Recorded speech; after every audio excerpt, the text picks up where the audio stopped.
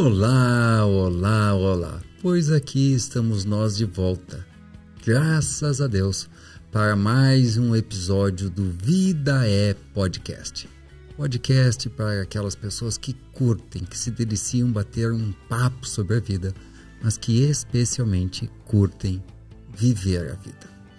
E como sempre e para sempre, aqui está ao meu lado meu querido Robson Amushi, meu companheiro de bancada, que me ajuda a ajudar os convidados a entregar o seu melhor para nós.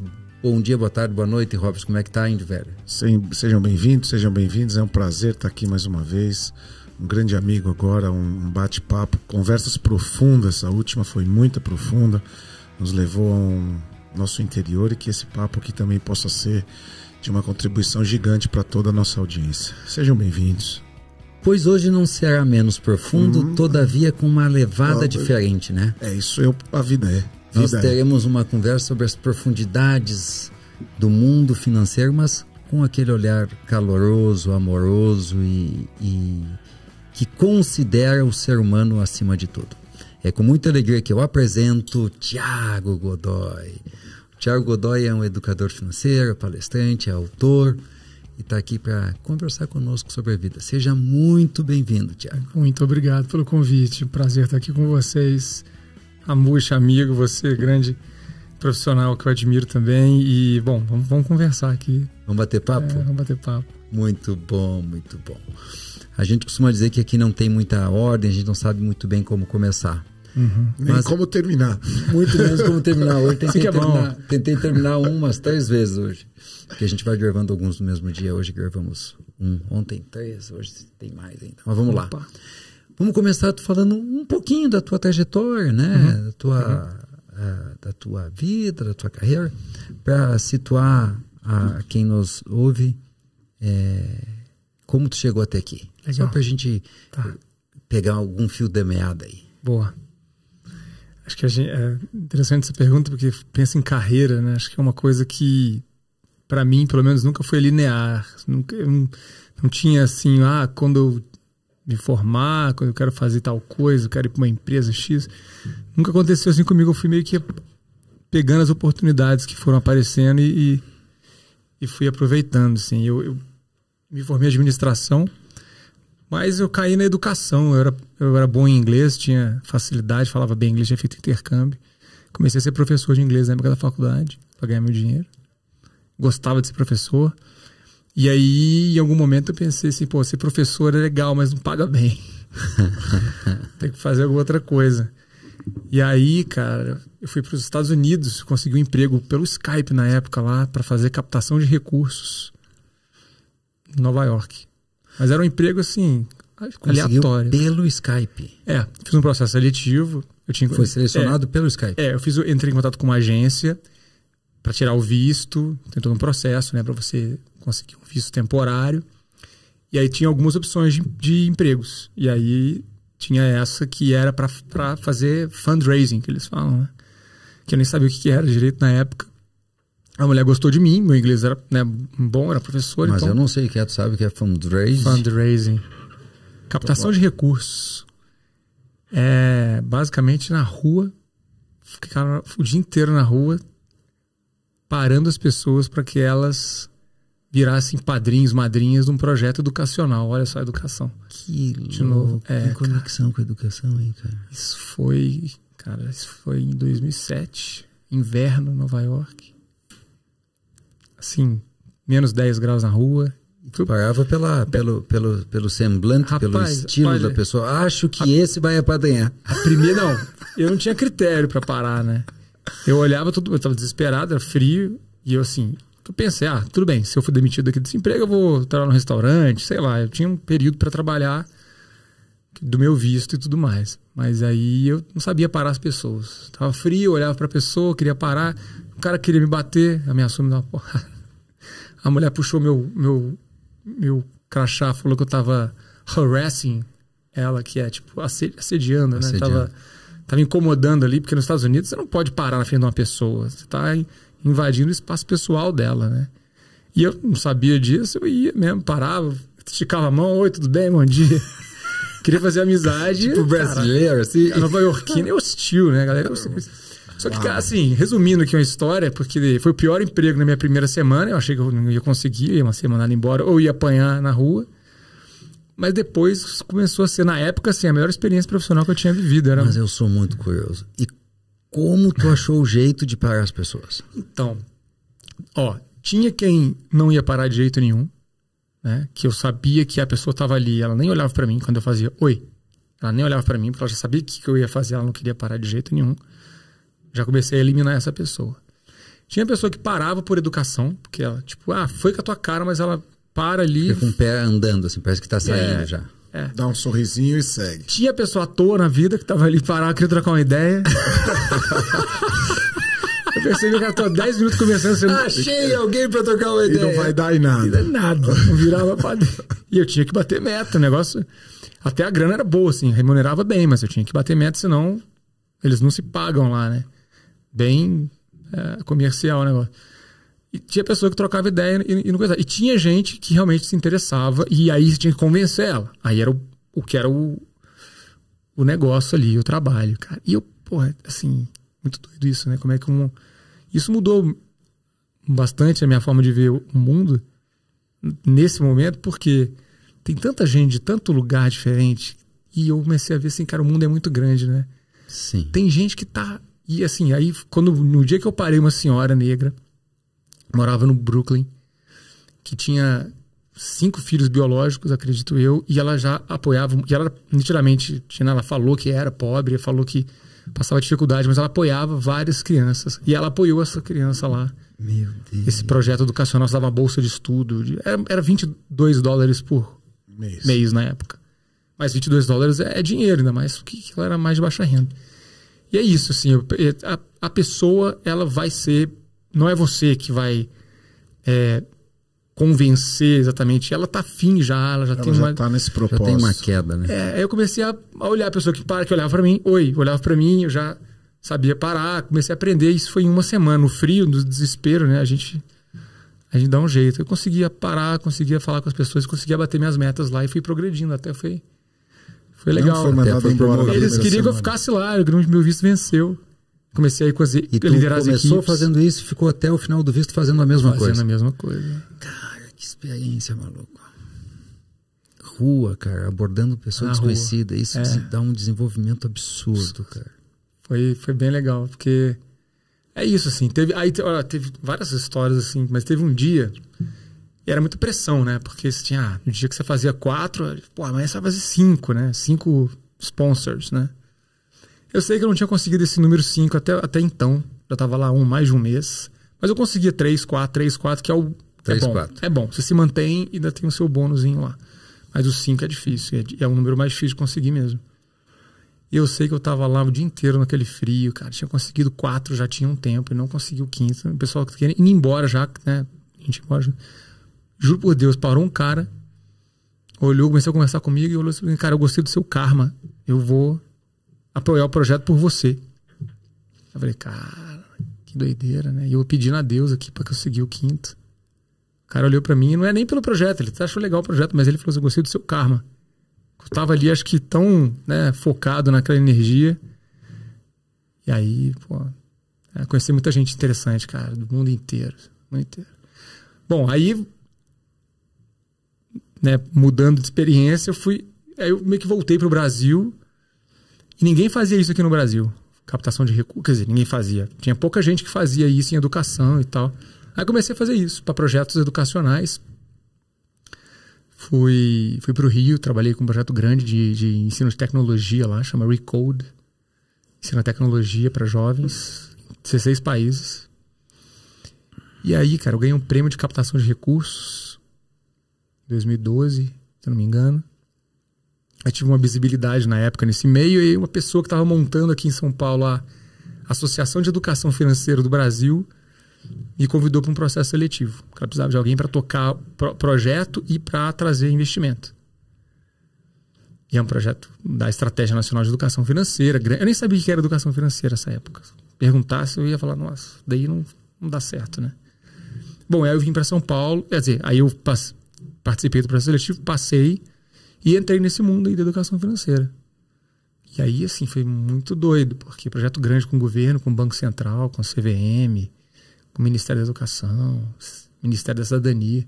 Então, rodava o Brasil inteiro com escola, mulher do Bolsa Família. Dando educação financeira. Desenvolvendo o projeto e avaliando o impacto. Desenhando o projeto, implementando junto com o Ministério, no caso do Bolsa Família, foi com os Centros de Referência e Assistência Social, né, os CRAS, que são os lugares onde... O Carlos imaginou a gente viabilizar para essas pessoas que dispõem do Bolsa Família, Auxílio Brasil, Auxílio Emergencial, educação financeira, cara. Isso eu não sabia que teve, cara. Então, e eu era muito cético, na verdade. Quando eu entrei assim, eu falava, não, cara, a pessoa tem uma renda muito pequena, né? Então, poxa, vai ensinar o quê para ela? E quebrei a cara, graças a Deus, porque realmente o projeto foi um baita projeto, 3 anos e meio de projeto. Foi uma etnografia que a gente fez e no começo, o pessoal da equipe ia para casa dessas mulheres, ficava ali uma semana. Passava o dia na casa da pessoa, fazendo um estudo de anotando tudo. A fulana acendeu 2 vezes a luz, apagou. Ela tá usando ali ela põe o dinheiro. Ela tá usando, põe a moedinha ali no negócio. O filho dela pediu agora dinheiro para bala. Anotou como é que elas viviam para montar as tecnologias educacionais ali. Testamos, depois voltou, refinou, voltou de novo. Isso foi um processo longo, né? Um projeto grande, caro. E o BID depois avaliou o impacto disso. E teve muito resultado. Isso está perdido, cara? Cara, não, isso continua. Se você for olhar lá, esse projeto se mantém. Chama Futuro na Mão. Projeto. Tá dentro do... Cara, uma das grandes tristezas que eu tenho na minha vida, e eu tenho, enfim, é o quanto o Brasil, 1, não sabe do bom do Brasil, e 2, não fala, e 3, não reconhece. Olha o que é isso, cara. Que isso aí atinja só 1.000 pessoas por ano. Isso tinha que ter um lugar, né? Mas eu tenho observado os meios de comunicação, e é só uma reflexão minha, uma observação assim, ó, o tanto que não tem espaço para notícias boas de verdade, e o tanto que tem espaço, eu nem vou falar para notícia ruim, assim, para notícia banal. E eu não sou contra ter notícia de entretenimento, ou dizer, olha, o fulano é influencer, aí o Luva de Pedreiro está fazendo. Eu acho que a vida também é feita de banalidades, né? Mas o quanto tem coisa que é a banalidade da banalidade da banalidade, e um projeto como esse não tem espaço, cara. Aí o projeto deu resultado e até hoje eles se implementam lá e realmente deveria ser bem mais divulgado e até usado por outros públicos. E tem margem para expandir? Tem, então, até onde eu sei também que eu saí, fim de 2019, eu fui para a XP para tocar o projeto de educação financeira lá. Mas até onde eu sei, o pessoal continua, está na 3ª etapa de implementação. A ideia é chegar em todos os CRAS aí pelo Brasil, mas eu não sei de fato como é que foi a evolução disso nos últimos 3 anos. Mas o projeto, ele tem uma área lá, se você for lá no Ministério da Cidadania, tem um cantinho lá que tem o Futuro na Mão, que é esse projeto. Eles já estão indo para uma 3ª etapa digital, que tem um desafio aí, porque esse público, a maioria não está incluído ainda, né? Mas estão tentando. E eu sei que a CVM está fazendo uma articulação também para fazer com os municípios, porque aí consegue envolver cada município e também pega a parte da escola. Então faz com o aluno na escola pública, de ensino fundamental, que costuma ser o município que toma conta, né? E com os pais dele no CRAS. Então vira uma coisa geográfica. A escola está ali, o Centro de Referência e Assistência Social tenta juntar ali para a família ter, né? O filho e os pais. E aí, assim, só um ponto aqui que teve até uma discussão aí, o pessoal da educação financeira que acompanha, foi uma discussão bem acalorada, porque teve uma deputada aí do Rio Grande do Sul que votou contra a educação financeira nas escolas, com o argumento de que as famílias são pobres, que elas precisam de ter mais renda, e não ensinar uma criança, um jovem a mexer com dinheiro, que isso daí seria uma afronta. É um equívoco. Se tiver R$10, tem que aprender a usar os R$10. Principalmente porque... Quanto menos, mais tem que aprender, inclusive. Esse conceito de educação financeira também, ele precisa ser reforçado. A gente tem que dizer o que é educação financeira. Porque parece que educação financeira é educar para aplicar dinheiro, né? Para investir, bolsa de valores. Isso é uma parte do processo, mas é uma parte que está falando de a ponta lá que já investe, já tem condições. A maior parte da educação financeira é a pessoa saber usar o dinheiro dela de forma responsável. Da melhor forma, né? De maneira responsável, consciente. Não é cidadania isso? Você saber que um produto financeiro, por exemplo, está te cobrando uns juros que não precisa. Você comparar... Está te tomando algo a mais. Está te tomando, você está num risco ali porque você está pegando uma coisa, ou você está fazendo um financiamento que não está valendo a pena. Ou algo que te remunera irrisoriamente.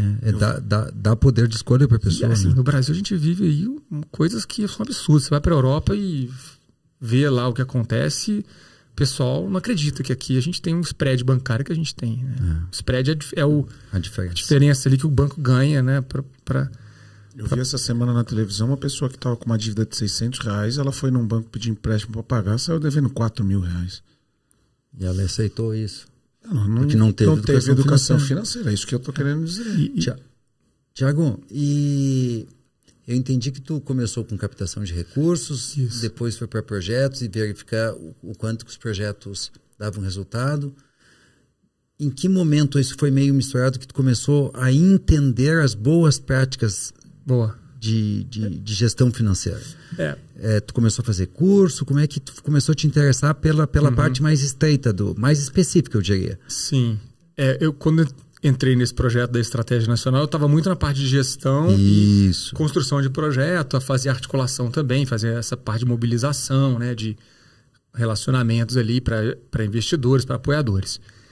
E aí eu comecei a entender, assim, que essa parte, que eu sempre gostei de ser professor, né? Lá na época era professor de inglês.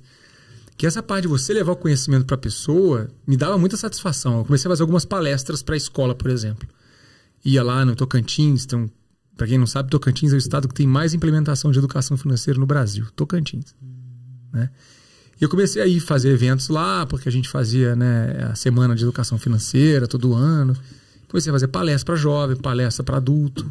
Me chamavam e eu comecei a ter que estudar. A gente aprende ensinando, né? Aí foi estudando. Fui estudar para poder saber falar mais do assunto e acabei me interessando em me aprofundar e fui fazer mestrado aqui em São Paulo, na GV, e estudei pessoas endividadas.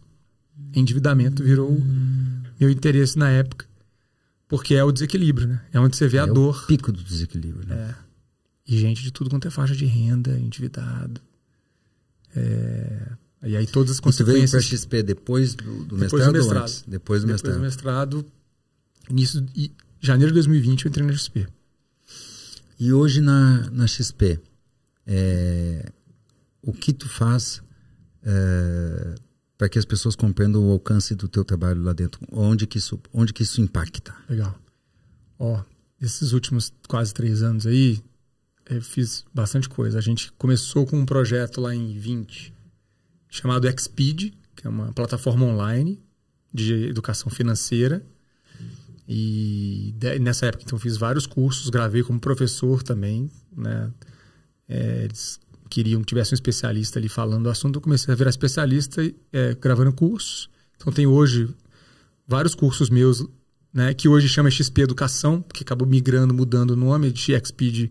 Agora, recentemente, XP Educação. Muito conteúdo em curso. E agora eu estou dentro do Instituto XP, que é um projeto social da XP, que destina todos os anos recursos para investir em educação financeira pelo Brasil. Em projetos de ONGs, em escolas, com parcerias, né, grandes parcerias que a gente tem feito. Então, eu estou atuando nessa frente agora. Voltei para a construção de parcerias, mas também continuo ali falando do assunto e mobilizando, acredito eu, assim, né, que a gente não consegue fazer nada sozinho, né? E não tem dinheiro que vai conseguir levar a educação financeira para a ponta se você não fizer parcerias com organizações, né? Com instituições de ensino, com secretarias de educação. Então, eu tenho feito essa mobilização agora via Instituto XP. E muita palestra também. Muito conteúdo em palestra. Se eu tivesse mais tempo, eu faria mais essa parte de empresas, que eu tenho visto que tem uma dor muito grande nas empresas. Essas palestras que tu falaste, é pela XP também? Ou as pessoas estão te chamando? Eu faço também por conta XP própria. Vai por conta própria? Também faço por conta própria e dentro das da parcerias XP que eu construo na XP. Ano passado, por exemplo, eu fiz com a Amazon, com a Magazine Luiza, com as lojas Marisa. Não sei se eu posso falar as marcas aqui. Opa! Por nós pode. Cara, eu fiz não vamos ganhar nada nem perder nada. Só vai ficar bem simples o negócio. Com a Marisa foi bem legal, na verdade. Assim, todos foram legais as parcerias, mas a Marisa, a gente fez uma... Ainda estava no lockdown, né? Aí eu fiz uma palestra que eles pegaram todos os funcionários lá na hora do almoço, botaram a televisão e eu falei de educação financeira lá pra galera. Todas as lojas espalhadas pelo Brasil. Eu lembro no começo, quando você veio para fazer no Resiliência, a gente fala, como nós vamos começar a falar isso? Será que vai ser aderente?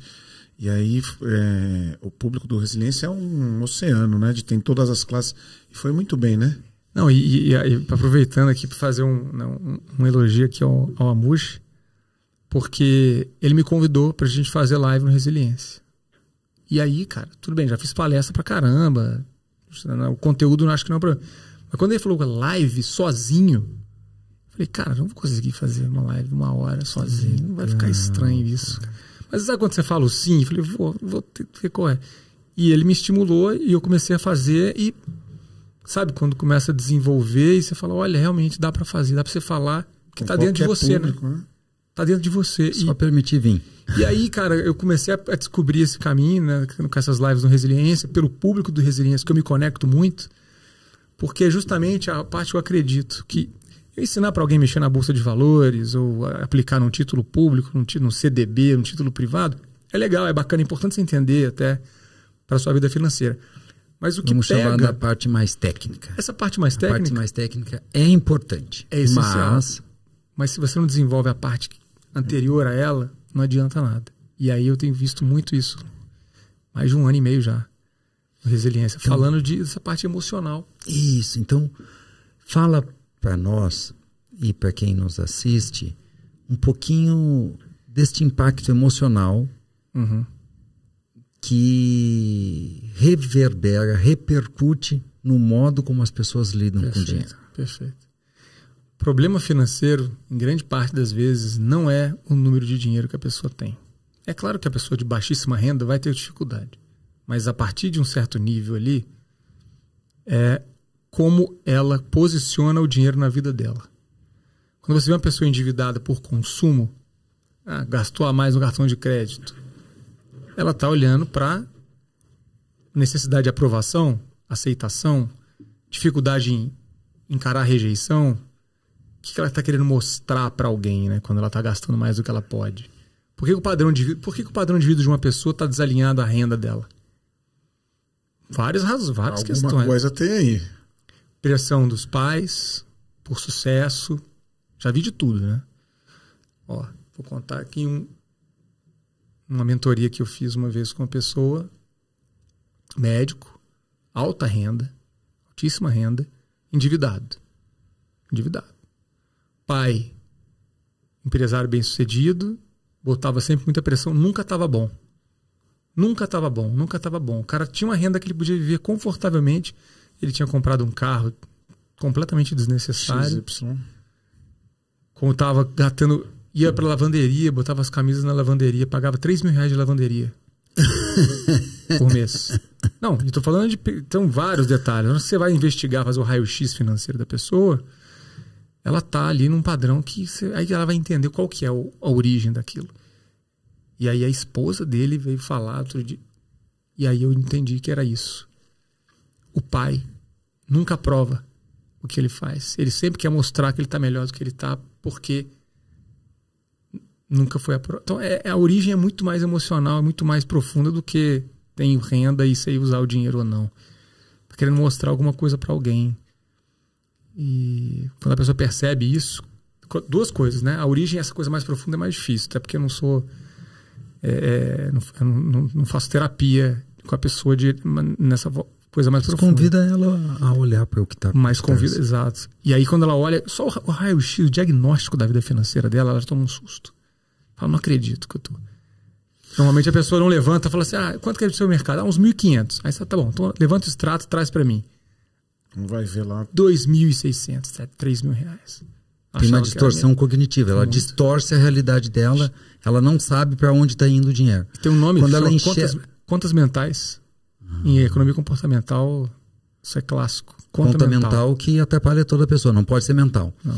Tu sabe que eu, por outro lado, muito embora seja especialista em comportamento, sou especialista em dinheiro, mas eu já te disse antes de nós começarmos que eu falo às vezes de dinheiro, né? E aí eu tenho uma fala para as pessoas: ninguém ganha bem, ninguém ganha mal. Isso. E as pessoas dizem, mas como assim? Não, as pessoas gastam bem ou gastam mal. Aí a pessoa diz, já sei, gastar com bobagem. Não é. No meu conceito, gastar bem é quem faz orçamento familiar. Aí tu vai gastar bem. Aí as pessoas dizem, é muito curioso como o ser humano é igual, né?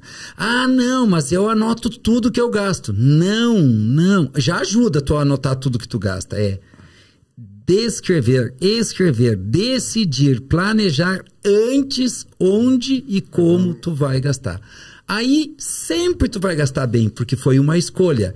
Então não teve conta mental, teve conta no papel. A conta mental, não conhecia essa expressão da economia comportamental, ela é a mente, porque a mente é totalmente ilusória e ela distorce. Por isso que muitas vezes também, só para pegar o mecanismo, alguns nutricionistas pedem para fotografar o prato de todas as refeições. Para pessoas dizem, não, eu não comi nada. Eu não comi nada. Porque a mente vai distorcendo a realidade. Sempre enganando, a gente se engana o tempo inteiro, né? Se engana o tempo inteiro. E uma coisa que eu lembro, que se você fala, que remete a uma coisa que eu falo bastante, é que existe que eu acredito uma expressão errada, que as pessoas falam, consumo consciente. Você tem que consumir de forma...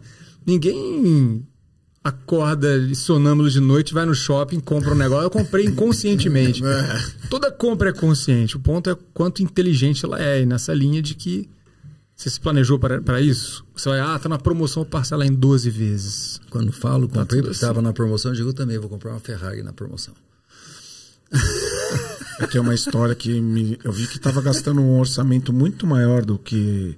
Eu fui pedir pra gente ver onde tinha ido. A gente achava que gastava 1.000, 1.200 por mês no iFood. A gente tava gastando R$4.000. Que louco, cara. Porque você vai apertando o botão aqui, a comida vai vindo. É muito mais prático chegar em casa. A gente nem percebeu que a gente estava deixando de fazer a comida. E é muito gostoso o ritual de você entrar na cozinha, sua esposa, a família ali, todo mundo fazendo a comida e brincando, e um ajudando o outro. A gente tinha perdido isso. E a gente voltou, mas teve que sentir no bolso, né? Total. E também, a gente não tem essa cultura de planejar o futuro. Porque o que eu vejo muito é a pessoa gastando o que ela tem de renda disponível. E cai no que eu vejo, assim, que eu chamo de armadilha do padrão de vida. Sim. Que é assim, você começa a vida profissional, você ganha X, você gasta X. Aí você conseguiu uma promoção, melhorou, você vai ganhar 2x. Você vai gastar 2x. Você chega lá na frente, você está com 50 anos de idade, ganha 20x e gasta 20x ou 21x. E só acumula, né? Isso também armadilha do padrão de vida. Armadilha do padrão de vida. Sem olhar para o futuro. Porque uma hora trava. Uma hora você precisa estar com aquilo planejado. E a gente nunca diminui também, né? Isso chama esteira hedônica. Esteira hedônica aumentando. Tá sempre em busca do prazer, né? Sempre em busca do prazer, nenhuma privação. E você se acostuma. Esteira hedônica é o seguinte: você tem um carro, aí você tem um dinheiro agora, vou trocar. Recebi um bônus, vou trocar, vou comprar um carro melhor, um nível acima. Primeiros 3 meses que você está usando esse carro, nossa, delícia, né? Ele tem um estofado melhor, ele é mais macio. Passou esse período de prazer... O prazer é assimilado, precisa mais prazer, né? Eles se transformam num transporte. E aí você acostuma com aquilo. Aí quando você vê contas das pessoas, lá no orçamento, na prática, ela tá lá, tem 4 streaming, ela não usa nenhum. Ela tem, assina um jornal que ela não lê. Ela paga uma conta. O que você usa isso? Eu não sei. A pessoa nem sabe o que ela tá fazendo mais. Mantém as coisas, vai acumulando e não corta. Eu gosto desse exercício de você ir enxugando o orçamento mesmo. É saudável, igual você arruma roupa no armário. Né? Arruma finança, arruma escovar o dente, não escova todo dia? Nossa, escovei o dente hoje, tudo agora certo, eu vou ficar mais Thiago. 6 meses. Eu concordo. Deixa eu te perguntar uma coisa. Esse para mim é o ponto de partida, né? É o cortar sempre que possível o que é desnecessário. É realmente necessário? Em que medida, na tua ótica, é importante ajudar as pessoas a perceber que o corte tem um limite, chega uma hora que eu tenho um limite, mas que o fazer dinheiro é ilimitado.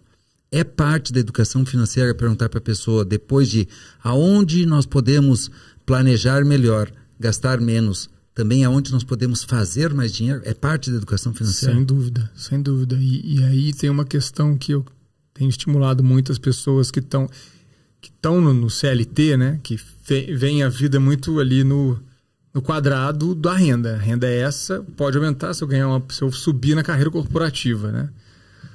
Eu tenho estimulado muito a fazerem renda extra. Renda extra. Hoje em dia você consegue fazer renda extra de qualquer jeito, no celular ali, em vez de você ficar passando o dedo no Instagram, você está fazendo contato, Tem um vídeo do Wendel, ele falando, vocês estão sentados em cima de uma máquina de dinheiro. Né? Isso aqui é uma máquina de dinheiro, o celular te faz você colocar o seu serviço, colocar o que você sabe fazer de melhor. E vender, acabou. Esse extra aí, essa sua renda extra. E mentalidade isso, né? Porque às vezes a pessoa está ali, me coloco na caixinha do cara que é CLT e não pensa em fazer renda extra. E aí vive só na privação. Vou ter que cortar. Não é isso. Porque a privação, ela contraria um desejo... Cortar é dor, né? Quando a gente corta, a gente tem uma dor. Tá bom. São 4 streams. Eu não vejo todos, mas no dia que eu vou ver um filme que tem só na Disney, eu sinto uma dorzinha. Puta, não vou conseguir ver o filme da Disney. Então, o cortar tem a ver com a dor. Gerar dor. Eu escolho produzir dor. Eu sei que tem benefícios juntos, muitos benefícios. Mas a primeira sensação é dor. E como nós estamos aí dominados pela nossa mente, que só quer evitar a dor... maximizar o prazer. E maximizar o prazer. Então, dá o estímulo de maximizar o prazer, que é fazer dinheiro, eu estou atuando nas duas pontas. Me parece que... E esse argumento de que cortar é limitado e fazer dinheiro é ilimitado, isto é bem interessante. Certo. Muito embora não adianta nada, que isso acontece com muitas pessoas e acontecia comigo, eu tinha toda a facilidade no fazer... Porque aí tem gente que nasce com essa facilidade. Toda a facilidade no fazer, mas eu desprezava o orçamento, eu desprezava o cortar. Bom, e aí é a ruína, independente do quanto tu faz também. Ou seja, tem que trabalhar nas duas pontas. Perfeito, porque é esse equilíbrio que é o ponto de aprender a lidar bem com o dinheiro. Porque, tudo bem, e é excelente essa visão. É ilimitado quanto você ganha, né? E aí eu vejo, por exemplo, médicos, que é um público que eu tenho trabalhado bastante. O médico, ele tem notadamente, ele não lida bem com dinheiro, na média, né? Claro, estou generalizando aqui. E ele tá ok com isso, porque ele fala assim, mais um plantão. Mais um plantão. Mais um plantão. E aí você vê um cara de 50 anos, 60 anos, que tá ali até hoje, trabalhando 12, 14 horas, com a saúde mental abalada, com a saúde física ali, porque ele não tem mais o mesmo pique de 30 anos. Porque ele ficou nessa faz um plantão. Então tem um pouco também ganhar mais. E o cortar, só voltando nessa história, ele sempre tem que ser um conforto. É mais ou menos como uma dieta. Cara, cortar o doce é ruim? Depende. Se você falar que nunca mais vai comer uma torta, um pudim de leite condensado, e você ama o pudim de leite condensado, você vai ficar mal, triste, porque você gosta daquilo. Agora, comer pudim de leite condensado todo dia vai te fazer bem? Será? Você vai se sentir bem fisicamente com isso? Então, é essa lógica. Você tem que cortar o que é uma prisão, né? O consumo é uma prisão, se a pessoa não se atenta a isso. Ela vive ali num ciclo, vou passear no shopping. Para que uma pessoa vai passear no shopping? Se não for para gastar dinheiro. Porque não tem jeito, você vai... vou passear ela se expõe, né? Se expõe ao consumo. E pior ainda, ela está indo lá para completar uma carência dela. Porque ela tá indo comprar porque alguma coisa, tô carente, tô aqui com algum problema, briguei em casa, briguei no trabalho, tá chato, tô entediado, vou comprar. Mas sabe, a questão de eu ter a presença e tá na verdade, né? LV2 e LV3. Vida é presença, vida é verdade. Cara, eu tô entediado aqui, cara. Acho que vou lá no shopping. Tá, mas eu tô presente. Eu não vou no shopping só pra olhar, né? Tá, eu vou gastar um pouquinho. E aí entra o que eu chamo de decisão. Eu gosto muito assim. Tá bom, eu vou gastar porque... tá muito entediado, eu vou gastar... Quanto eu vou gastar? Uhum. Aí me surge a imagem do meu avô. O meu avô jogava carta. Né? E o meu avô colocava uma soma substancial no bolso em dinheiro todos os sábados. Eu não sei quanto que era, porque ele nunca me prestou conta, graças a Deus, porque ele não precisava me prestar conta. Mas era dele, né? O dinheiro era dele e fazia o que ele queria. Mas como eu sei que era o único lazer dele, que ele tinha alguma posse, mas que ele também era controlado, eu sei que não era R$100. Então eu imagino alguém que decida ir jogar carta a dinheiro num clube com R$1.000 no bolso. Aí tu olha e diz assim, puta, mas R$4.000 por mês. Porque você sabe que quem joga carta não ganha, só quem ganha é o dono da mesa, né? Em São Borja se chama o coimeiro, sabia? Não. Paga a coima. Sabe o que é coima? Não. É um pedacinho do que é jogado, fica pro dono da casa. Sei lá eu quanto é que é a coima. Se nós cada um apostarmos R$100, soma 400, um pedaço desses 400 fica pro coimeiro. Então, no longo prazo, só quem ganha é o coimeiro. É o dono da casa de jogo. Aí tu vai dizer assim, ó, pô, mas é um absurdo R$4.000. Bom, não sei quanto que era. Se o meu avô tinha um patrimônio de R$1 bilhão, era nada. Se o patrimônio dele era de R$100.000, era muito. Mas o que eu tô trazendo à tona é, bom, se eu tenho a clareza que eu preciso de um lazer, que eu preciso de um desfrute, que eu decida o quantum e que esse quantum não me deixe endividado, que não corte a minha luz, que eu não passe fome e que não falte dinheiro para quando eu precisar cuidar da minha saúde. De novo nós voltamos no orçamento, no planejamento, no ter a clareza, o que tu chamaste de ter inteligência. Tá bom, eu tenho que gastar com alguma coisa. Que tu disse, não é cortar tudo. Exatamente. Mas então eu vou lá. Que é a mesma coisa da continha das notinha de compras, né? Não ir no mercado sem uma lista de compras. Ajuda muito a lista de compras. Você vai ter ali uma base do que você vai fazer. Senão tu cai na conta mental de novo. Tem que ter, assim, ó, eu vejo de forma muito prática isso, até porque, né, para funcionar com a maioria das pessoas, não adianta você falar, toma aqui uma planilha super complexa no Excel. Mesmo a pessoa que está motivada, essa planilha dura uma semana, porque ela não vai ficar ali alimentando aquilo. Tem que ser simples. E aí, eu vejo assim, se você... É ótimo isso que você falou, vamos planejar quanto que eu vou gastar aqui no meu lazer. Mas nem precisa tanto fazer isso se ela pagou o eu do futuro dela. Se ela falou assim, tem isso daqui. E eu vou viver com uma parte, tem que pagar a conta, a outra parte é meu lazer. Só que assim, as pessoas esperam sobrar algum dinheiro para poder investir. Esse é um outro ditado que eu tenho. O ponto é, tem que pagar a conta, né? Senão você vai ficar devendo, vai pagar juros. Pega já uma parte desse dinheiro que está aqui ainda, que está na tua mão ainda, e já coloca e tira da tua frente, assim. Sabe como é que eu chamo isso? Tira da tua frente, põe lá na corretora, que não é nem seu banco, que você não vai pegar na hora, você vai deixar lá. Sabe como é que eu dou o nome disso? Eu só estou corroborando, estou concordando contigo. Entendi, não precisa nem sofisticar muito como é que eu vou gastar isso aqui. Mas eu tenho que separar uma parte para o futuro. Eu chamo disso arranca. Arranca. Mas eu não tenho. Arranca. E arranca quando cair na conta. E se tu puder pedir para o teu patrão ou para tua esposa depositar R$800, só numa imagem, tá? Para as despesas do dia a dia. E 200 que tu nem veja. Muito melhor. Arranca. Porque as pessoas esperam sobrar para muito poupar. E, na verdade, tem que poupar para sobrar. E quando a gente fala assim, a pessoa vai olhar e falar assim, mas isso daí tô deixando de gastar um dinheiro que eu podia estar gastando. E a pessoa que tem 2 mil, ou 20 mil, ou 200 mil de renda vai falar a mesma coisa. Porque ela também está em outro padrão, ela paga outras coisas, então... Gasta de outra maneira. Só que ela não vê o outro lado dessa moeda, que é o seguinte, cara... Eu tenho uma filha de 1 ano e pouco. Eu já vou ensinar ela o que eu demorei mais de 30 anos para aprender. Já tem 1 ano? 1 ano e 1 mês. E assim, se você pegar um garoto hoje de 18 anos, 19, 20 anos, que está entrando no mercado de trabalho, mesmo que ele tenha um salário pequeno, começando, se formou, a conta dos juros compostos a gente não foi estimulado a fazer. Fazendo por alto aqui, tá? Pega aí R$300. R$300 é um valor bem factível para uma pessoa. Tem gente que infelizmente não consegue, mas é possível para a maioria das pessoas R$300. Se você botar R$300 no investimento, se você pegar e separar R$300 da sua renda durante 30 anos, vai dar aí uns 100 e poucos mil reais do seu bolso, certo? Você tirou do seu bolso durante 30 anos R$300. Fazendo uma conta aqui hipotética, né? Porque ninguém fica do mesmo valor. Até porque tem inflação também. 108 mil reais sai do seu bolso, 300 reais durante 30 anos. Se você investir isso na Selic, taxa básica de juros, que está 13,75, vai dar mais de 1.300.000. Agora está dobrando a cada 5 anos. 1.300.000. Sem aplicar na renda fixa. 1.300.000 reais em 30 anos. Um moleque de 18 anos, com 48, ele está com 1.300.000 reais. 1.300.000 reais na renda fixa, em renda passiva, sem mexer no patrimônio, vai gerar uns 15 mil reais de renda por mês. Com 30 anos ele tem uma aposentadoria. Com 48 anos ele já está com 15 mil. Muito tempo. A tua conta é maravilhosa. É maravilhosa. Inclusive vou usá-la.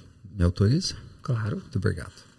Quando eu estou falando desse tema e as pessoas... Não, mas é difícil. Como é que eu vou poupar se eu não tenho nem para pagar as contas do mês? Já ouviu isso? Mas como que tu quer que eu poupe se está faltando para pagar as contas do mês?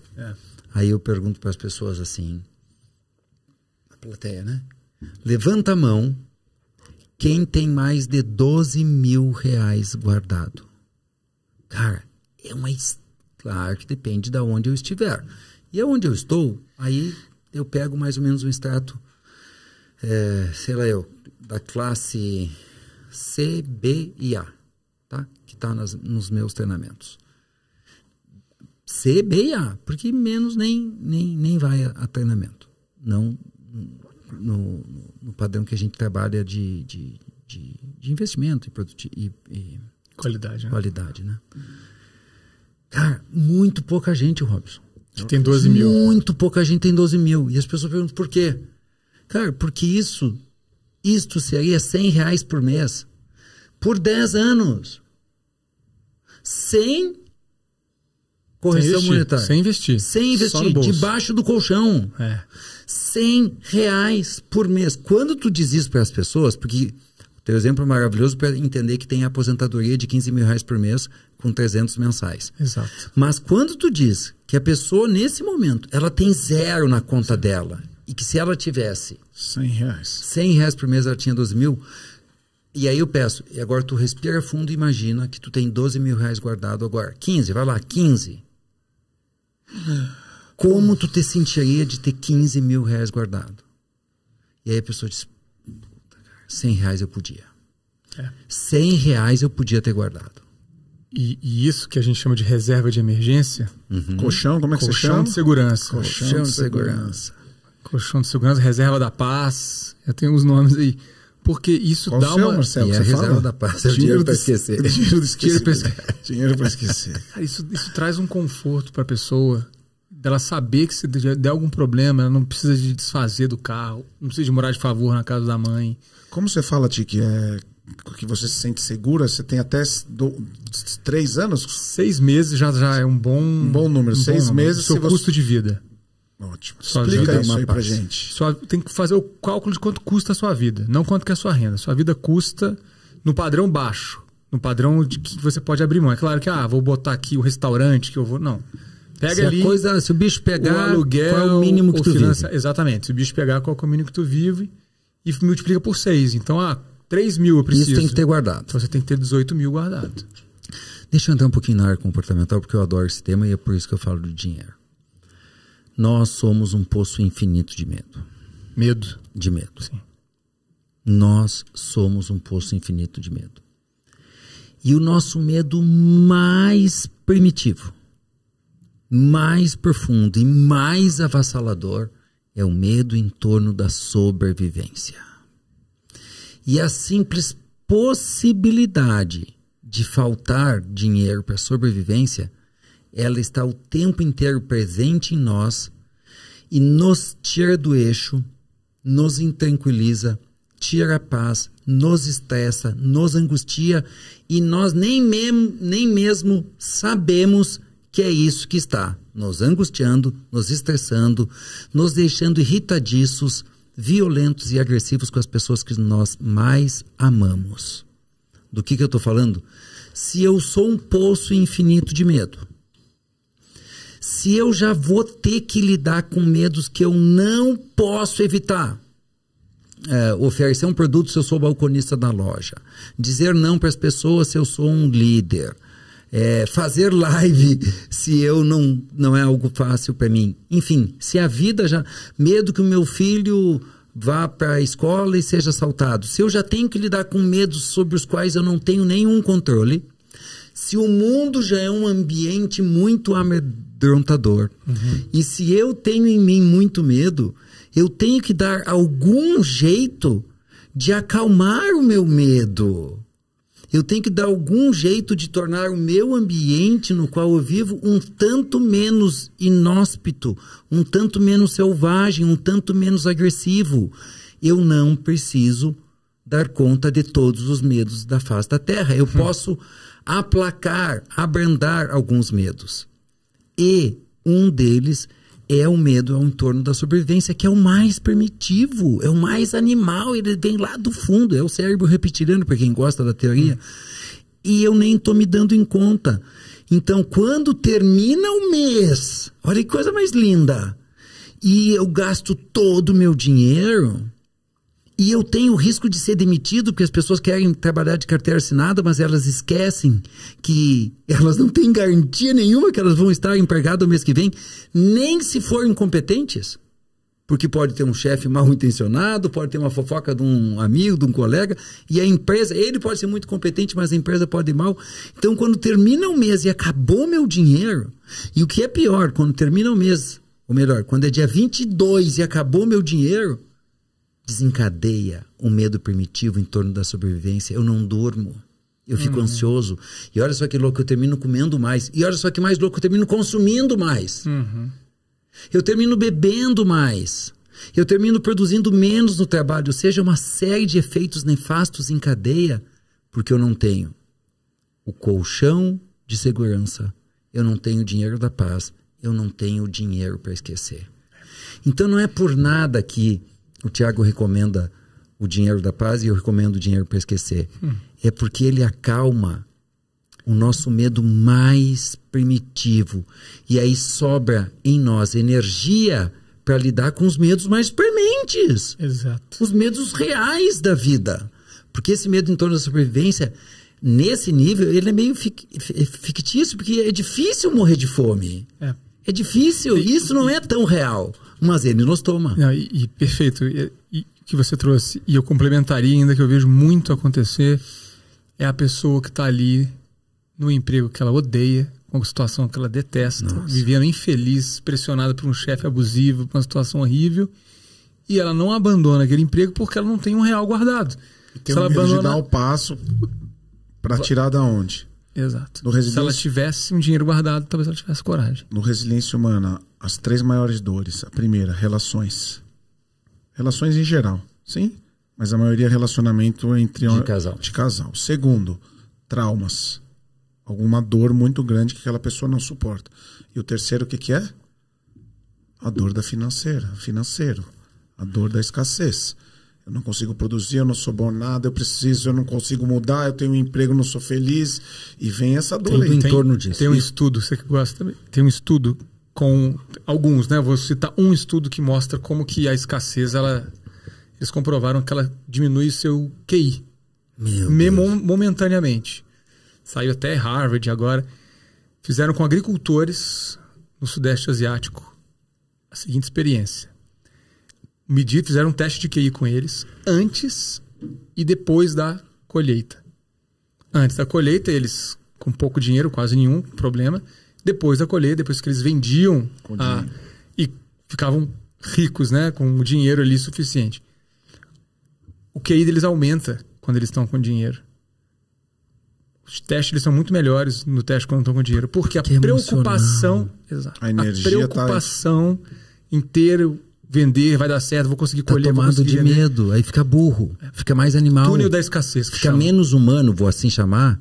Fica menos humano e mais animal. Fica mais primitivo. Fica com a visão de mais curto prazo.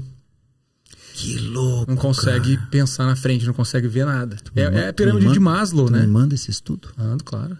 Será muito legal. Túnel da escassez. Isso mostra como que a pobreza, ela entra num ciclo de... Né, e a violência, e aí é toda a consequência de você não ter uma previsibilidade mínima ali do básico, né? Que a gente está falando de comer, de ter uma segurança mínima ali, um saúde. É muito complicado. Então, se eu entendi bem, tu tem ajudado as pessoas basicamente, né?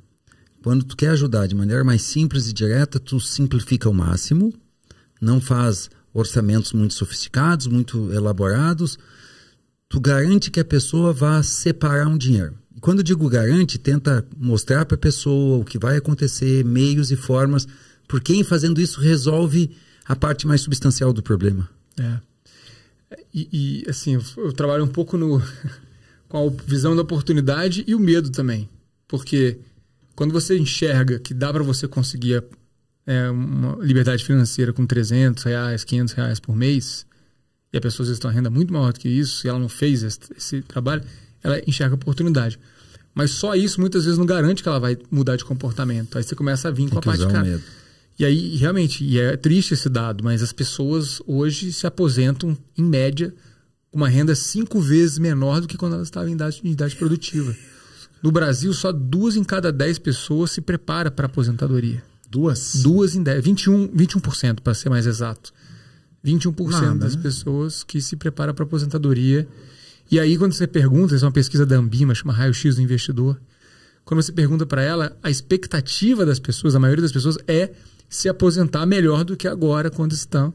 Aquela coisa do futuro vai ser tudo muito melhor. Só que não é a realidade, porque elas não se preparam, é uma expectativa fantasiosa. Eu vou ficar melhor quando me aposentar, vou viajar, vou comprar meu sítio, mas não faz nada hoje para que isso aconteça. Você fala para uma pessoa de 25, 30 anos hoje, aposentadoria, ela, não. Com 40 anos eu já vou ter minha startup, já vou ser um unicórnio, já vou estar milionário. Não tem essa visão de que você tem que se preparar. Um outro estudo interessante, com jogadores da NBA e da NFL, a Liga de Basquete e de Futebol Americano nos Estados Unidos. Esse estudo ficou bem conhecido, saiu na época em todos os meios de comunicação. Metade dos jogadores tem problema financeiro em até 5 anos que da aposentadoria. E ganham bem. Se eu não me engano, mais de 20% entram em falência. Depois que se aposentam. Porque o cara vai lá, está numa idade produtiva, contrato maravilhoso, milhões de dólares, e ele põe a vida dele lá em cima, o armadilho do padrão de vida. Só quando ele se aposenta, ele tem 35 anos, e ele vai ter mais 30 anos, pelo menos, ou mais. No mínimo.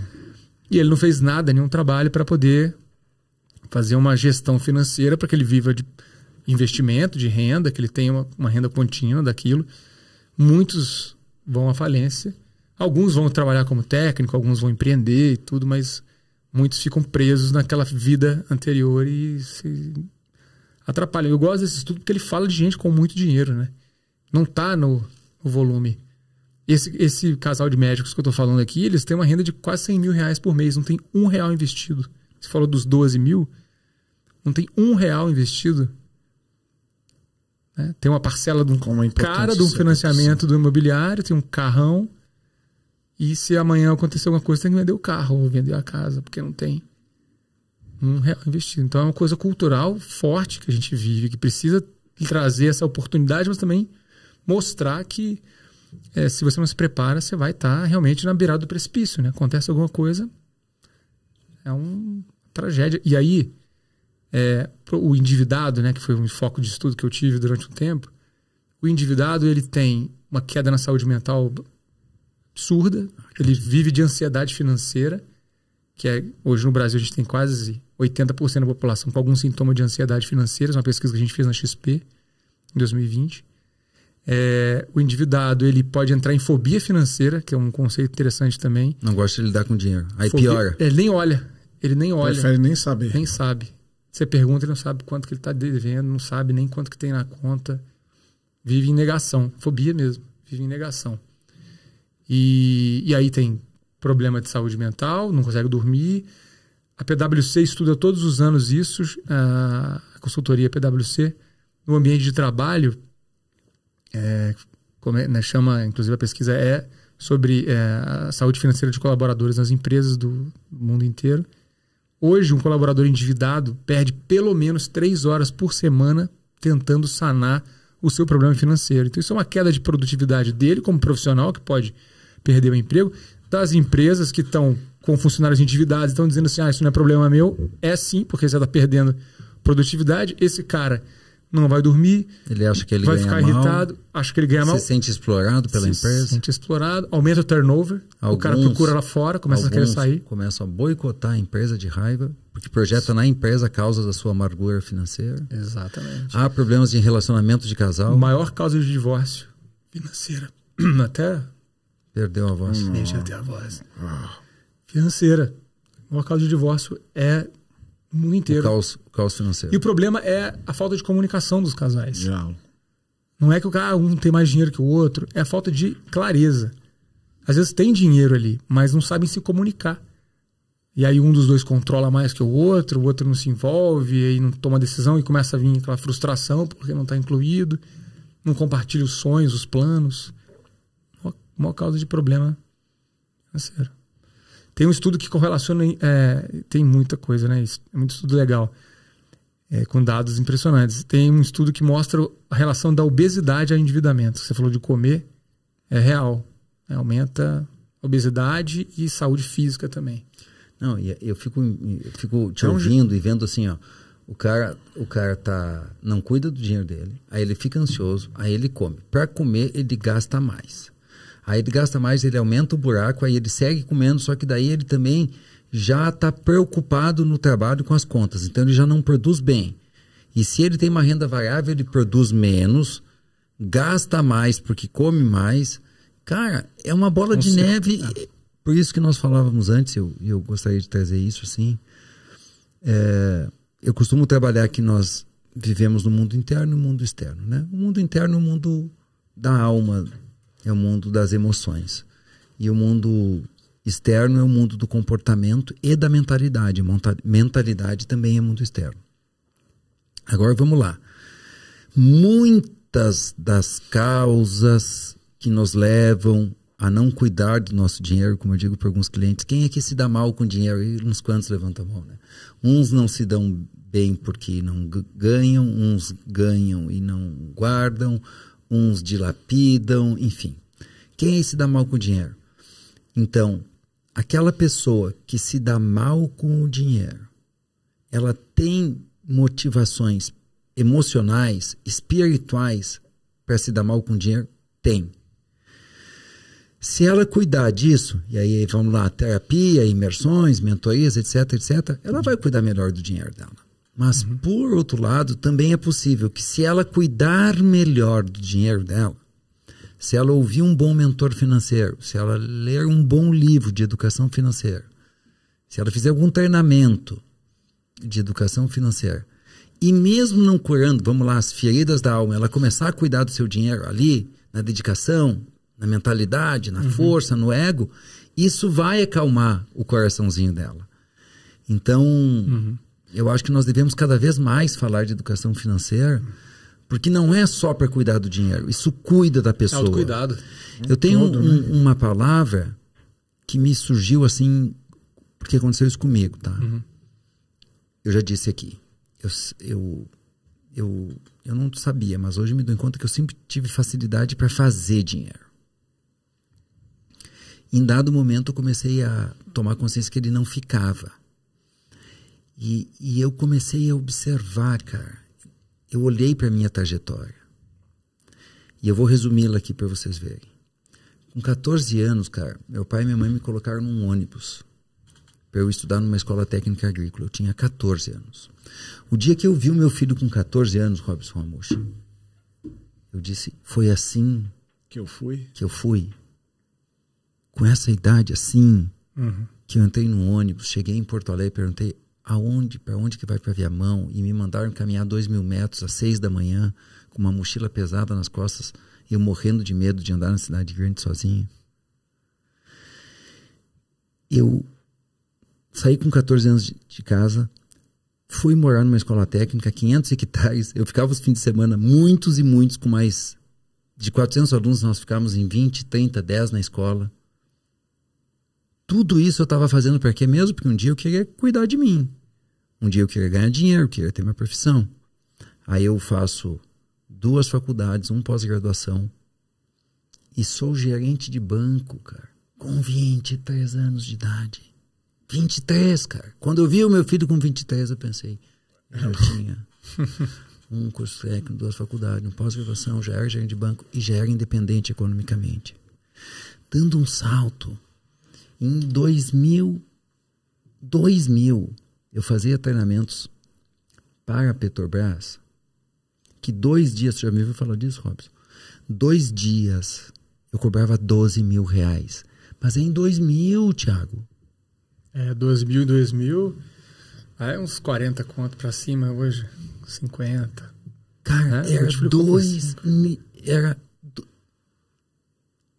e eu fiz tudo isso, e eu paguei um preço, eu abri mão de fazer festa, de muita coisa. E quando eu olhei para tudo isso, que eu estou resumindo aqui, eu vi que eu não tinha nada. E eu vi, Robson, o tanto de esforço, o tanto de dedicação, de privação, de amor que eu coloquei para fazer uma montanha de dinheiro, cara. Ouçam isso. E aquela montanha não existia nada. Eu vi que o modo como tu trata o teu dinheiro é o modo como tu te trata. Cara, este insight resolveu todos os meus problemas financeiros e espero que ajude algumas pessoas.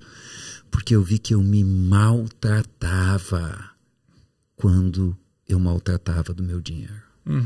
O modo como tu cuida do teu dinheiro é o modo como tu te cuida. E aí eu passei a dizer de um jeito mais lindo ainda, cara. Dinheiro é amor. Ele tangibiliza o que tu está fazendo contigo mesmo. Se tu está fazendo dinheiro, é um ato de amor. E se tu está guardando dinheiro, é um ato de amor. Enquanto tu não entender isso, que é fazer, guardar e desfrutar. Fazer, guardar e desfrutar. Tu não está tendo um amor contigo mesmo. O dinheiro é só um veículo poderoso, é só uma energia, é só um mecanismo, cara. Enfim, eu queria dar essa contribuição, porque me doeu muito, cara. De verdade, assim, eu senti agora de novo a dor. De me maltratar, e não foi 1 ano, 2, cara. Foram décadas me maltratando. Não tô falando que é o seu caso, mas acho que é. Na psicologia do dinheiro, tem um estudo de crenças muito bom na psicologia do dinheiro. São várias crenças, mais de 70, só que são agrupadas, né? Para poder ter um cluster ali. Então, tem crença de aversão a dinheiro, de adoração a dinheiro, de status do dinheiro e de vigilância do dinheiro. São 4 grupos de crença. Repete aí. Aversão a dinheiro. Que é aquele que não quer falar. E é muito doido, porque é inconsciente. Você pergunta pra pessoa... a pessoa não diz que ela não sabe que tem. Não sabe. Não é consciente. Você ela quer ganhar ela... dinheiro, quero. Mas ela dá um jeito, ela faz embora. Sabe como é que acontece? E é assim, pode acontecer muito assim. A pessoa ganha dinheiro, mas ela, no fundo, ela não se sente merecedora de ter dinheiro. E aí ela dá um jeito de jogar isso de forma sem amor, sem cuidado, e o dinheiro escapa pelas mãos. Então ela pode ter a renda que for, ela não vai conseguir, porque dentro dela ela está com aquela crença de que ela não merece. Aversão ao dinheiro. Aversão ao dinheiro. Adoração, que aí é pro outro lado do espectro e também é muito prejudicial, quando a pessoa também vive aquilo. O dinheiro passa a ser um deus. Dinheiro é tudo. Status, que a pessoa tem necessidade de mostrar mais do que de ter mesmo. Ela nem gosta tanto de dinheiro, ela gosta do status. E a vigilância do dinheiro, que é a necessidade de controle. Que está sempre também exacerbada, a pessoa não vive. Qual que é a quarta? Eu só vi vigilância do dinheiro. Eu sei, é um medo terrível que dá falta, né? Controle. É tomado, aí tá dominado pelo medo.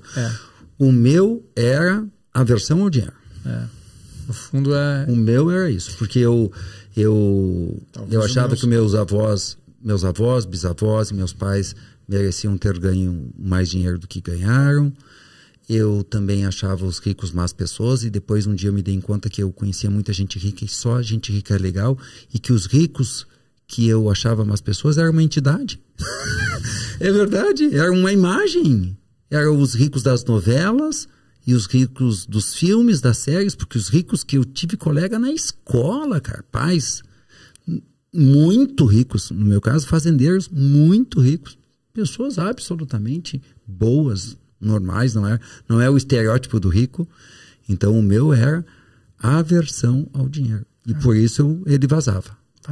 E quando toma consciência... Uma parte queria fazer e a outra botava fora.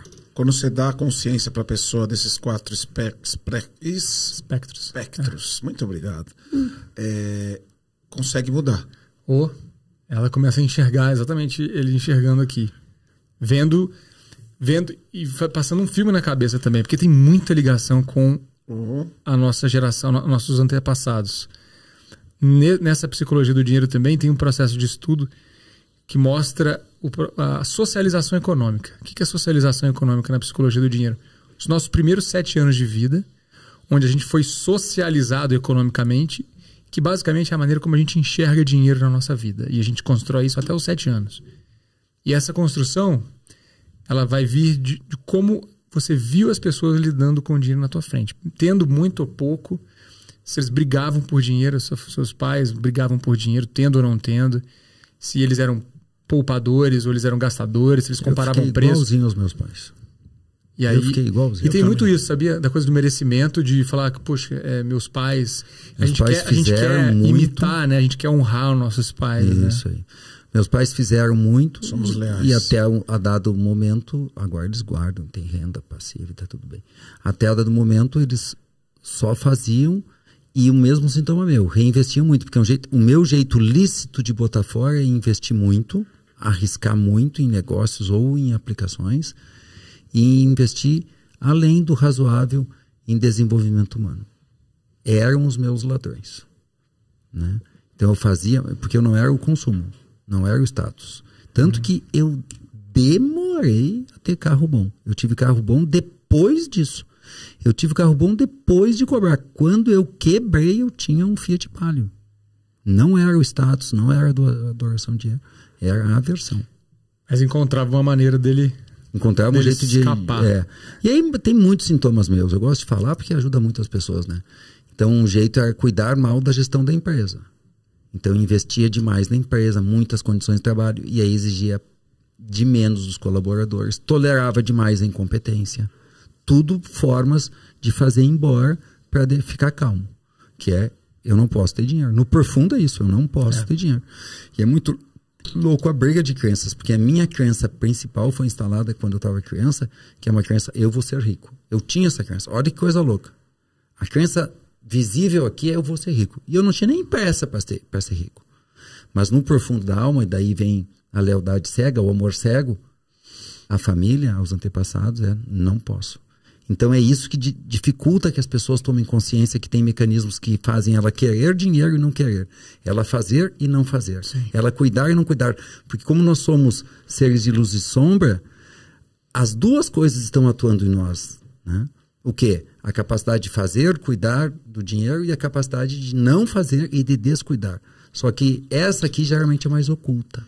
Então se tu pergunta para as pessoas quem quer ser rico, eu já perguntei, poucas pessoas não levantam a mão. Poucas não levantam a mão. Todo mundo quer. Ninguém diz, não, eu não quero. Algumas dizem. E essas eu tenho uma pegadinha para elas, né? Eu gosto muito de fazer esses testes, né? Então aí, quem quer ser rico? E todo mundo levanta a mão e tem isso. Tu não levantou a mão? Não, eu não quero. Deixa eu te dizer uma coisa. Um amigo teu jogou na Mega Sena, no teu nome tu foi sorteado. E agora o que tu vai fazer com o dinheiro?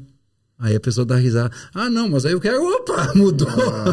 Mudou de opinião de uma hora para outra. Porque, na verdade, a pessoa quer, mas as crenças são tão arraigadas que ela nem se permite assumir. Porque é feio assumir isso. Não, perfeito. Assim, isso que você trouxe é o seguinte, que eu vejo muito aí. Todo mundo quer ser rico. Mas quem de verdade acredita que pode ser rico um dia? Isso, muitos desistem de querer porque acham que nunca vão conseguir. Muitas vezes a pessoa nem se propõe a... De tanto que acha que não pode. Eu quero ir para a Lua, eu quero ir para Marte, eu quero... Mas você pensa em realmente buscar esse caminho de riqueza? E a riqueza é relativa também. Uns vão ser ricos só com 100 milhões, outros vão ter 300 mil e estão felizes, né?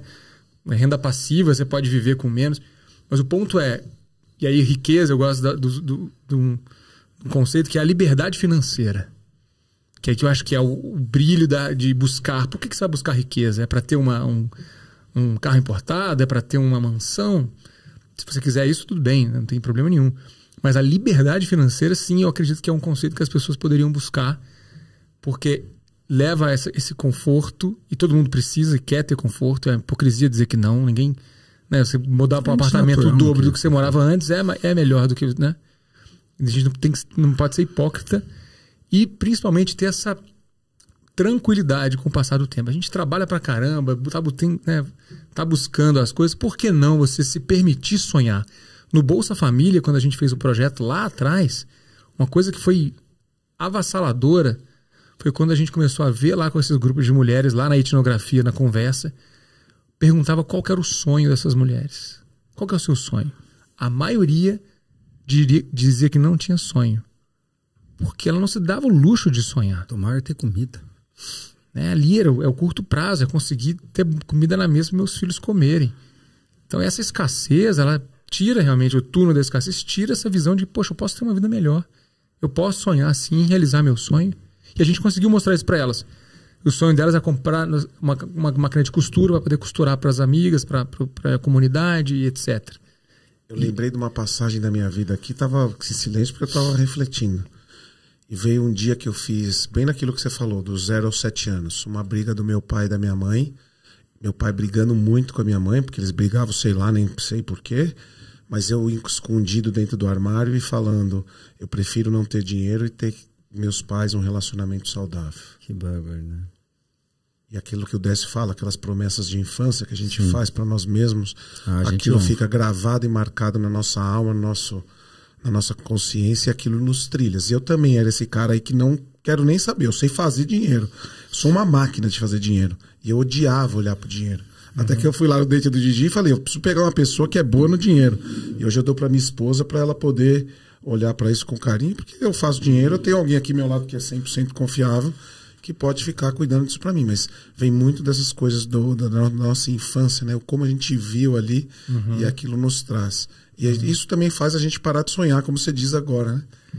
E sonhar com a crença que vai conseguir conquistar. Porque sonho, né? A pessoa às vezes está sonhando um negócio, amanhã está sonhando outro negócio, ela fica ali numa crença, e se minha vida fosse assim?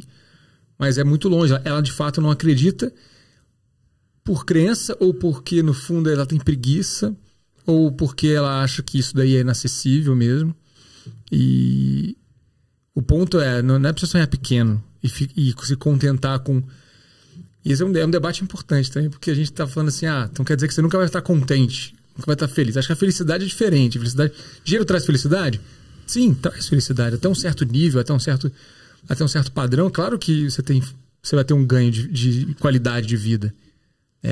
Isso foi comprovado também em outro estudo, que mostra que nos Estados Unidos, por exemplo, é até $80 mil por ano. A felicidade aumenta. Uma família que ganha 40 mil por ano, dá uma diferença muito grande para quem ganha 80. Mas de 80 para 100 não dá diferença. Pouquíssima, quase nenhuma. Porque tem realmente um limite ali de renda em si, dinheiro matemático, né? Mas tem uma coisa que é muito legal, que é o delta, né? Que é a variação. Quanto a pessoa cresceu na vida dela. Essa é uma sensação que é comprovadamente maravilhosa, de progredir. A pessoa, às vezes, ela não tinha nada, e ela progride um pouco, ela já tem uma sensação de conquista, de valorização, de autoconfiança. Poxa, eu consegui vir até aqui, eu consigo mais um degrau. Consigo melhorar, construir uma vida melhor. Eu lembro um grande mestre chegando para mim falando: psicologia e autoconhecimento não dá dinheiro para a família que você vem. E aí eu falei: eu não estou vindo pelo dinheiro, estou vindo pela realização. Quando eu realizar, isso vai acontecer na minha vida. Quando eu comecei a realizar, o dinheiro começou a chegar de uma forma que talvez nem ele entenda a quantidade que vem. Porque é pro mais, para a vida, pro propósito. E aí mas eu tive que fazer grandes trabalhos. Esse aqui é o mestre de fazer os trabalhos de olhar para dentro de si, fazer os resgates que tem que fazer, deixar as lealdades, o amor cego para trás, fazer todo esse caminho do autoconhecimento para poder me libertar e seguir com autoconfiança, como você disse, para poder sonhar, formar estratégia e seguir. E acreditar que é possível. É possível. O mundo é abundante, a vida é abundante. Tiago, vamos deixar essa conversa profunda linda, psicológica, que é a base de tudo. Agora para trás, vamos dar um passinho um pouquinho diferente. Vou fazer de conta que a gente está no Instagram. Quais são aí os... No quê? No Instagram. Os principais ladrões da saúde financeira, os principais obstáculos, principais sabotadores, 3 ou 4, assim, vilões da saúde financeira. Primeiro é a ganância. Muita gente às vezes começa nesse mundo e acredita que vai enriquecer porque vai aprender a investir, e não é por aí. O que enriquece é trabalho, o que enriquece é renda. Consistência. Deixa eu falar disso. Tem um grande amigo, ele é educador financeiro, assim. E aí o Instagram dele diz: fulano começou com 5 mil reais. Em 10 meses ficou com 50 mil reais. Um exemplo. Ciclano começou com 15 mil reais. Em um ano tem 1 milhão. Tudo verdade. Tudo verdade. E aí eu tô conversando um dia com ele e no meio eu fiquei, como é que faz isso, né, cara? Como é que faz? Aí eu perguntei pra ele: diz pra mim, como é que tu ajuda as pessoas aí? Tu ajuda mais elas. Olha que lindo, isso corrobora o que tu estás dizendo, tá? Como é que tu ajuda mais as pessoas? Dizendo aonde é o melhor lugar para colocar o dinheiro ou ajudando ela a reservar um dinheiro? É óbvio, né, Marcelo? Que é reservando o dinheiro do trabalho dela. Aí eu fiquei mais fã dele, porque ele foi honesto, né? Claro. Ele é honesto com seus clientes e foi comigo e tá tudo certo. Ou seja, não é a melhor aplicação financeira que vai fazer tu formar o bolo. É tu ter uma disciplina, é tu ter o teu trabalho como ponto de partida de tudo. Ele começou a dizer: Marcelo, as pessoas vão gostando e elas começam poupando 5% e ela vai criando gosto e daqui a pouco ela já poupa 10% e tem gente que chega a 20% e tem gente que vende um carro e vende um pedacinho do seu carro e investe e daqui a pouco já se dá em conta que o apartamento de 3 quartos está caro e já vai para um de 2 quartos e aquele quarto ele investe e é aí que as pessoas multiplicam o patrimônio. Só estou contando essa história para corroborar. Não é a aplicação, é o trabalho que tu chamaste. E tem uma dinâmica no mercado financeiro que ela é muito certa, que quanto mais possibilidade de retorno você tem no investimento, mais risco você tem nele também. Então você pode ser um investidor mais arriscado, né? A gente chama arrojado, mas você vai estar arriscando seu patrimônio. Então se você não tem uma reserva de emergência, não tem um investimento mais seguro ali, e tem uma coisa, se tu arrisca, pode anotar aí, uma hora tu vai perder. Se tu arrisca, não tem, é estatístico. Tem que diversificar.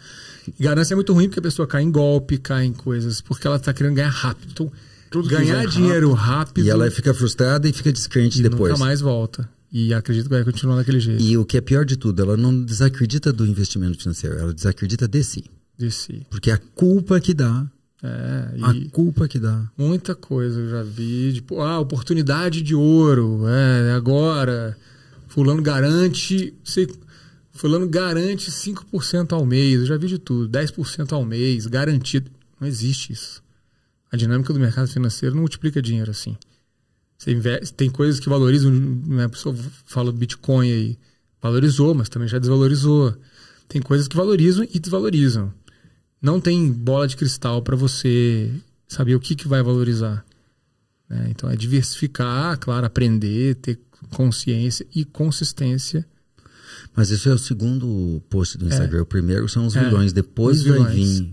Depois vai vir o ganância, a impaciência.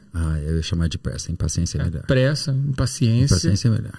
Porque tem que ter tempo, não tem jeito. No mínimo 5 anos, 10 anos para você começar a ver o negócio acontecendo, né? Tanto nos juros compostos quanto na formação do seu patrimônio. Então a impaciência é um preço caro. A inconsistência também. Hora guarda, hora não guarda. Achar que agora fiz um esforço aqui e guardei esse dinheiro. E aí parece ali outra coisa, vai gastar. Fica ali no efeito sanfona que eu falo. Efeito sanfona. Consegui, fiz um esforço. Não pode ser uma coisa que gere tanto esforço. Se for um sacrifício muito grande, uma hora tu não aguenta. A pessoa faz um mês e acha horrível. Igual a pessoa que quer fazer um regime, mesma e coisa. Vive na salada durante um mês. Ela vai odiar a salada porque ela ficou só um mês comendo salada. Tem que ter um equilíbrio. Então, paciência e inconsistência.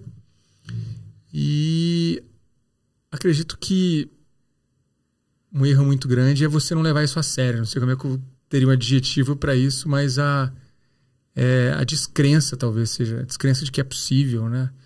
Então, eu vejo muito isso das pessoas não levarem isso a sério. Mas não levar a sério, muito embora não seja uma palavra, é bom, sabe? Vou brincar. Não, isso é muito sério. É tua vida, é o teu dinheiro, é o teu cuidado. É coisa do compromisso com você mesmo. Se a gente não tem compromisso com a gente mesmo, a gente não tem com nada mais. Você falou muito bem do autocuidado ali, da questão do amor. Se a gente quiser resumir uma palavra, que acho que vai ficar bonito, tu falou levar a sério. Eu cheguei a brincar, mas brincar seria brincar com seu dinheiro, né?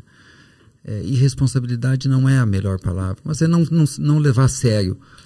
Falta de compromisso, eu acho. Que a pessoa, ela quer, mas ela não quer a ponto dela se comprometer. E funciona quando você se compromete. Fala assim, cara, seu dinheiro é seu futuro.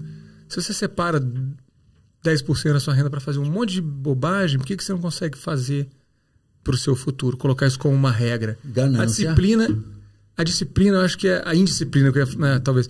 Mas a disciplina, ela é libertadora. Ela te dá uma revolução. Disciplina e liberdade foi o tema de uma palestra, de um filme que eu fiz uma vez. Disciplina e liberdade. Um símbolo de disciplina para mim é meu filho Pedro. Pequenininho, eu ensinei para ele: meu filho, faz o dever de casa que tu passa o fim de semana livre. Aí disse: Pedro, vamos fazer tal coisa. Ele: não, pai, eu tenho que estudar. Estuda amanhã. Não, pai, eu vou estudar hoje que eu quero ficar livre.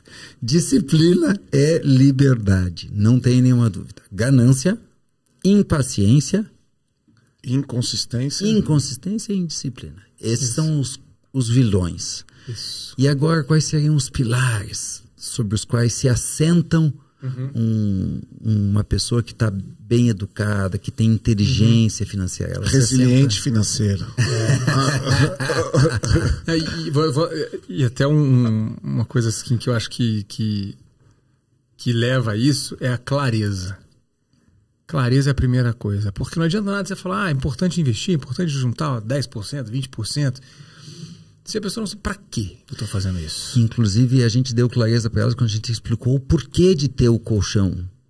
Exato.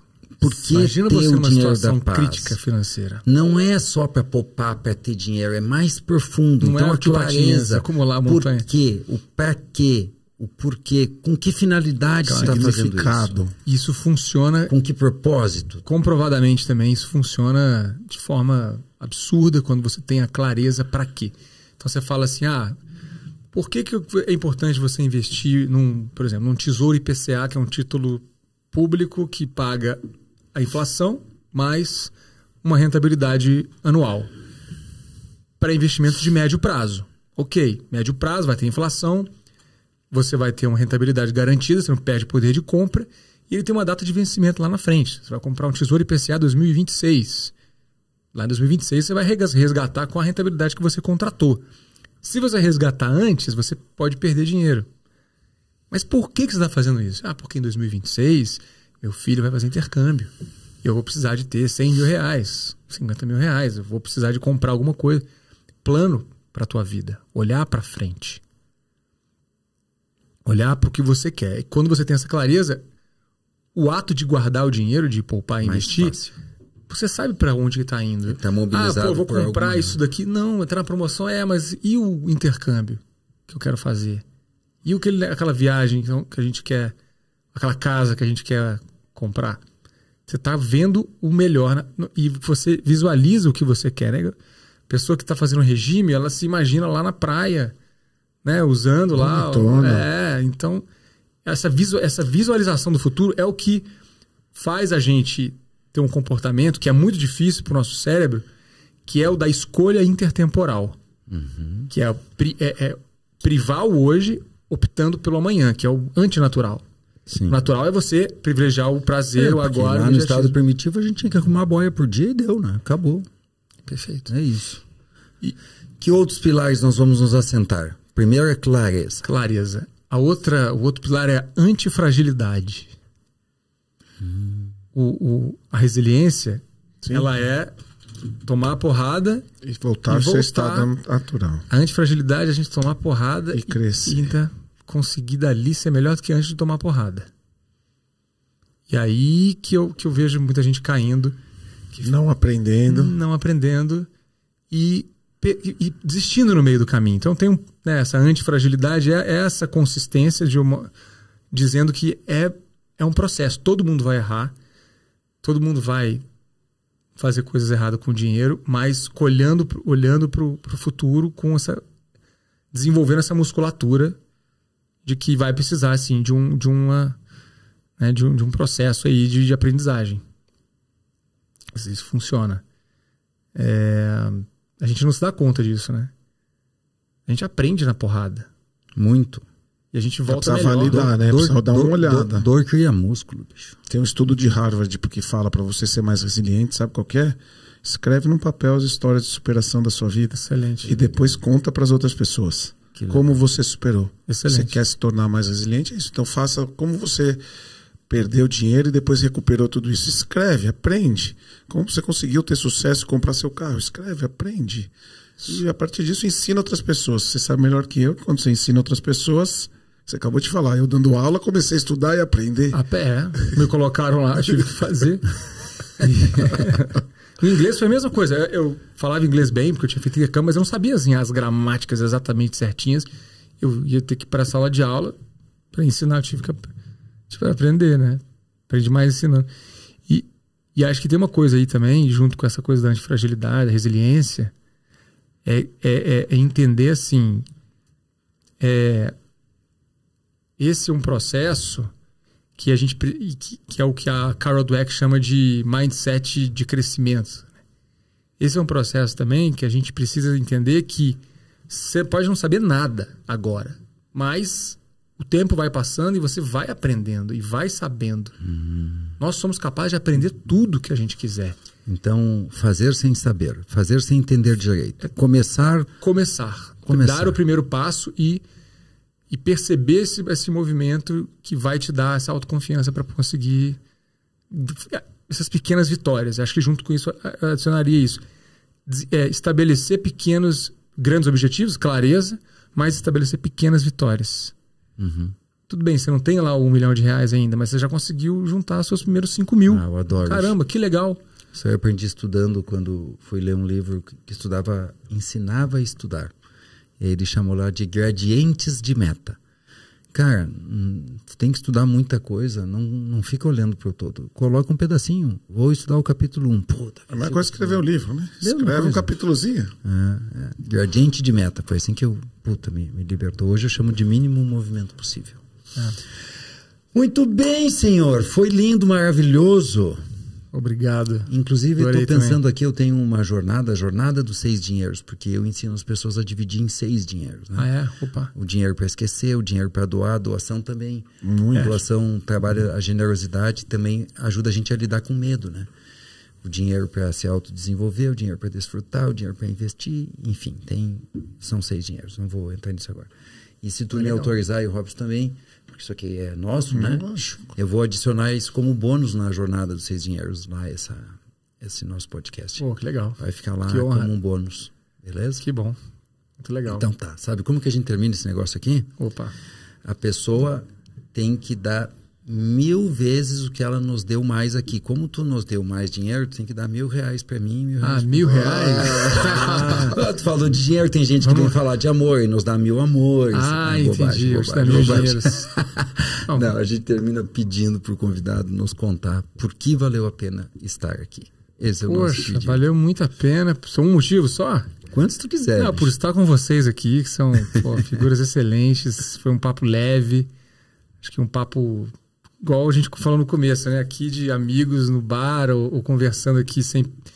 Eu gosto muito dessa coisa despretensiosa, da gente conversar a realidade, sem máscara, sem ficar também cheio de dedos, né? Acho que a beleza de um podcast é isso. Você poder contar a história e é verdade, né? Acho que pode ter uma pessoa interessada ou quantas forem, a gente está falando da nossa história, da nossa vida.